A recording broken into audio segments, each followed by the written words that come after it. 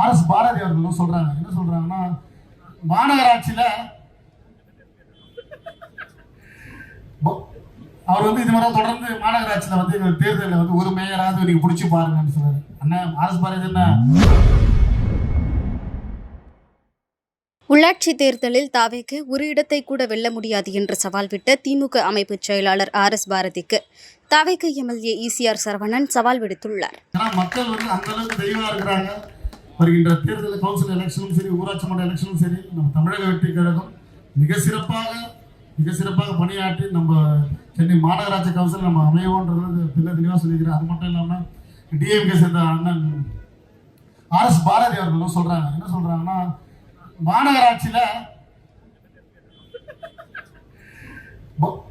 அவர் இது மாதிரி தொடர்ந்து மாநகராட்சியில எங்க தேர்தலில் ஒரு மேயராவது நீங்க பிடிச்சி பாருங்கன்னு சொல்றாரு. அண்ணன் ஆர்எஸ் பாரதி என்ன நீங்க ஒரு மாநகராட்சியாவது நீங்க பிடிச்சிட்டீங்கன்னா நான் ஒரு பக்கம் பிசி ஏத்துக்கிறேன்னு சொல்லியிருக்காரு. கண்டிப்பா சொல்றேன், ஷேவிங் பிளேட் வாங்கி வச்சிருக்கேன். என்னைக்கு நான் ஆனந்தூர்ல மீட்டிங் போறேன் அன்னைக்கே வாங்கி வச்சிட்டேன். மாநகராட்சியை நாங்க பிடிக்க தான் போறோம், அந்த பிளேட் எடுத்து உங்ககிட்ட கொடுக்க தான் போறோம், நீ மீசை ஃபுல்லா வடிக்க தான் போறேன்.